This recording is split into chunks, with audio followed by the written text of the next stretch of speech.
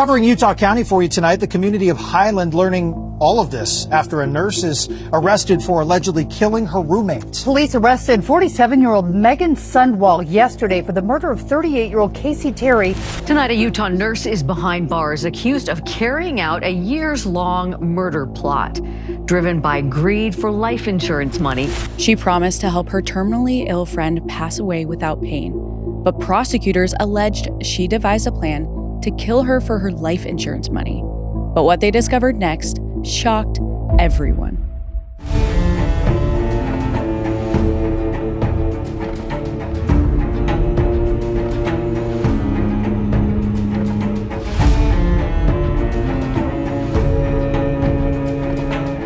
Hi, I'm Katie Ring, true crime analyst, self-defense instructor, and fierce advocate for victims.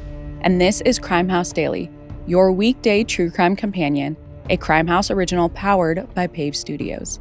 We follow the cases making headlines now, where justice is still unfolding. This is a Night Watch episode bringing you today's biggest crime stories.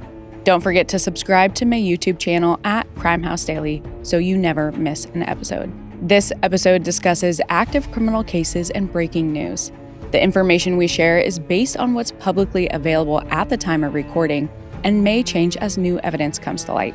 We aim to inform, not to decide guilt or innocence, so everyone mentioned is presumed innocent until proven guilty in a court of law.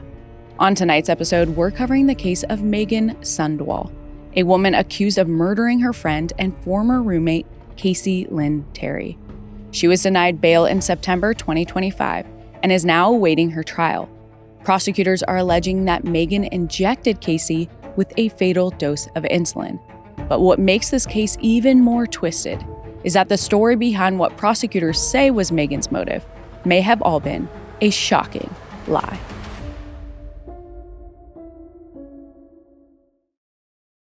Meggan Sundwall is a nurse in Utah who has been accused of killing her former roommate, Kacee Lyn Terry, for her life insurance policy. In March 2025, Meggan was arrested for fatally dosing Kacee with insulin. For years, Meggan claimed that it was an act of mercy and that she wanted to help her friend who was dying of cancer pass away without pain. Meggan was also financially struggling. She thought she would be the recipient of Kacee's life insurance policy. But there's a twist, because Kacee didn't have a life insurance policy or cancer. And the craziest thing, prosecutors have no idea why Kacee would have lied about it. This is a case with a ton of layers, and it's still playing out. So how did we get here? Let's get into it.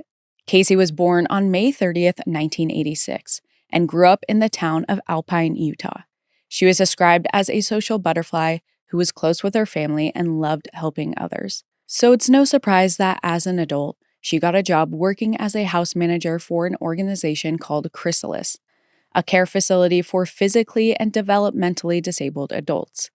Kacee loved her job and would often say it didn't even feel like work because she loved all of the people she worked with so much. She had a lot of love in her heart for everyone she was close to, and that included her roommate, Meggan Sundwall. Meggan had been a nurse since 2007 and lived in the city of Highland, which is about 30 miles from Salt Lake.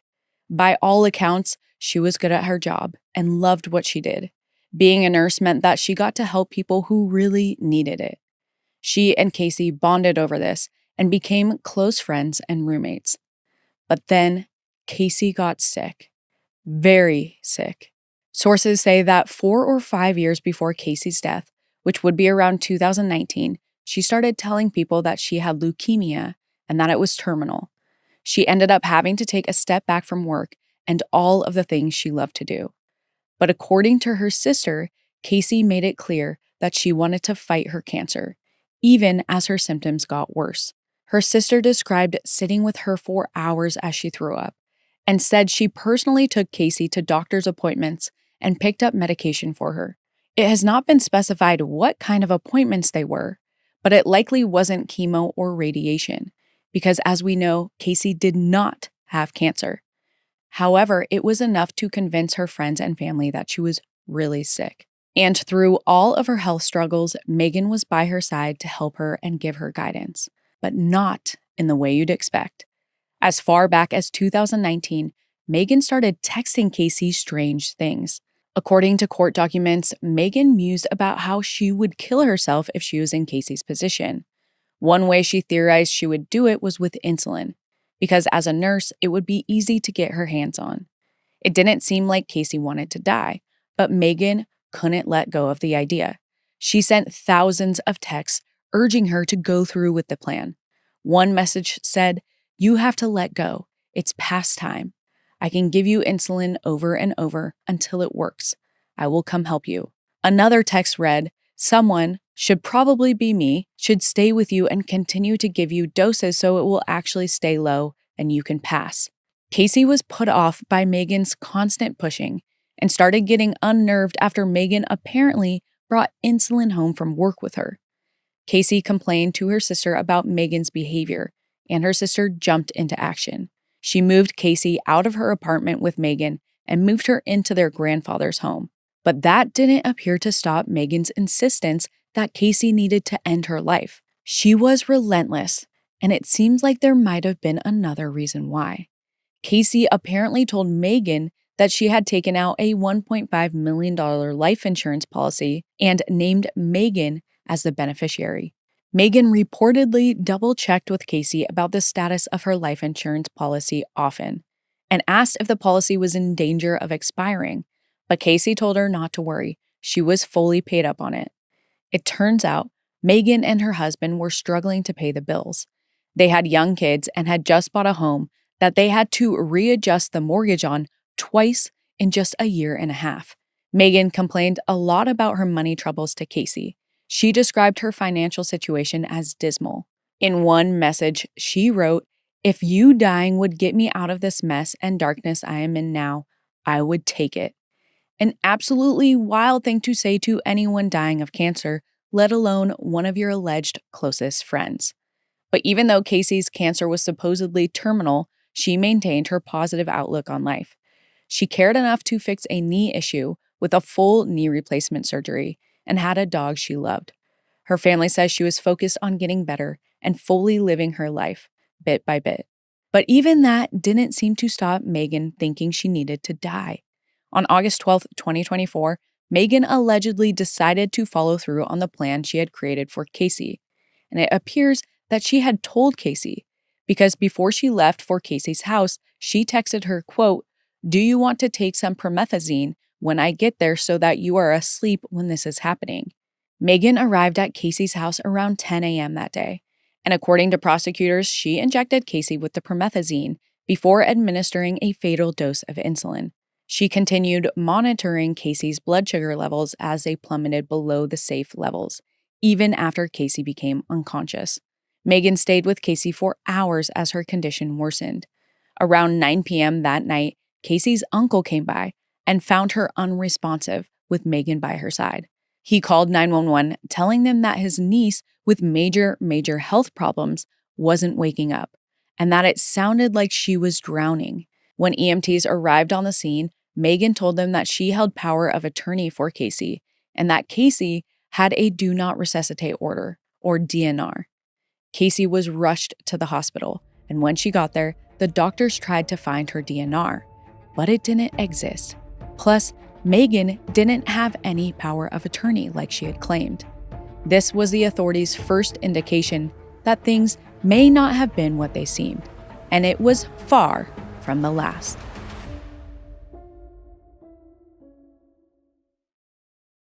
When Kacee Lyn Terry arrived at the hospital on August 12, 2024, her blood sugar levels were at 14, which is shockingly low. Anything lower than 40 is potentially lethal. Doctors and investigators had a lot of questions about how this was possible. A forensic pathologist was interviewed and said that the only way this could have happened to Kacee was through exogenous insulin, meaning someone had injected her with it.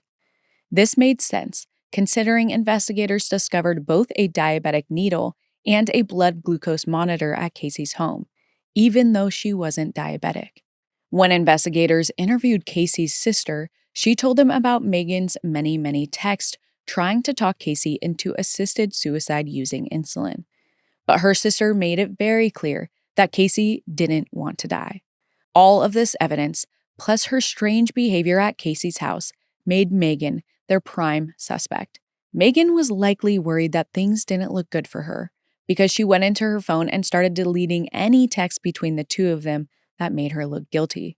Ultimately, she deleted over 900 messages, but that didn't even put a dent into the 5 years' worth of conversations she had with Kacee about insulin.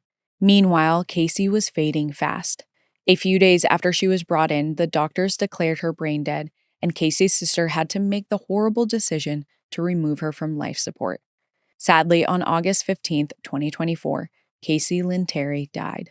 And while her family mourned, Meggan Sundwall was busy trying to dig up any documentation about Kacee's life insurance policy. Meggan allegedly turned to the police for help. She told them about the policy and asked if they could help her find any papers in Kacee's room. But still, nothing turned up. Meggan eventually got in touch with the company behind the policy, and that's when she learned it had never even existed. And when she asked the police to help her track down the life insurance policy, she had tipped them off about her motive. A little while later, investigators got a search warrant to go through Meggan's phone. When they confronted her about the deleted text messages, she came clean about deleting them. She said she didn't want it to look like what she was being accused of. Investigators already had plenty of compelling evidence against Meggan, though. She had the means, the motive, and the opportunity to kill Kacee. But then, a twist in the case stunned everyone, especially Kacee's family. When the medical examiner's office performed Kacee's autopsy, they found evidence of the insulin, promethazine, which is the sedative Meggan had texted her about, and traces of other drugs. But the one thing they didn't find was any sign of cancer in her body. And when investigators followed up with Kacee's primary physician, it was confirmed that she was totally healthy and had been the entire time. Kacee never had cancer to begin with. This came as a huge shock to Kacee's sister, who had been there every step of the way through her treatment. Not only that, it made Meggan's suspected actions look even worse. She had apparently given insulin to someone who was perfectly healthy and did it for money that never even existed. This, of course, led to more scrutiny about Meggan's actions before Kacee's death. Considering her prolonged gaslighting to try and convince Kacee to die by suicide, some people started to suggest that Meggan was the one responsible for convincing Kacee she had cancer in the first place. And it's important to note the media picked up on this too. If you Google this case, a lot of articles will mention that Meggan is the one who made Kacee think she had leukemia. But it turns out that this wasn't the case. When investigators went through Kacee's messages, they found that she had been the one to tell her family and friends that she had terminal cancer. She kept up the ruse for years, going to doctor's appointments and getting medication. Or at least, she did a good enough job of making her loved ones think she was. So Kacee hadn't just lied about the life insurance policy. She had lied about the entire cancer diagnosis. And it seemed like Meggan actually believed Kacee was very sick, which still does not excuse Meggan's alleged actions. No one, especially a nurse, should react to a friend's cancer diagnosis by planning how to assist in their death, even if it means a massive payout. But it raises questions about Kacee's mindset. Why did she convince her loved ones that she had cancer even though she was totally healthy? Why did she tell Meggan that she had made her the beneficiary of a $1.5 million life insurance policy after learning about her financial troubles?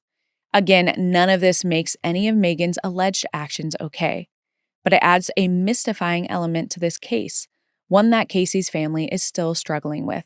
However, regardless of what Kacee's motivations were, police were certain that someone had wanted her dead, and they believed that someone was Meggan Sundwall. On March 20th, 2025, 7 months after Kacee Lyn Terry's death, Meggan Sundwall was arrested and charged with aggravated murder and obstruction of justice for killing her friend and former roommate. At her first hearing, prosecutors pointed to Meggan's deletion of hundreds of texts as proof she couldn't be trusted. Deputy Attorney Lauren Hunt had said Meggan had, quote, attempted to interfere with this very investigation. Her history of deceit, her financial desperation, and her manipulative conduct makes her both a profound flight risk and ongoing danger to the community. In the state of Utah, the aggravated murder charge has the potential to carry the death penalty. But after consulting with Kacee's family, prosecutors decided to only pursue a punishment of life in prison without possibility of parole.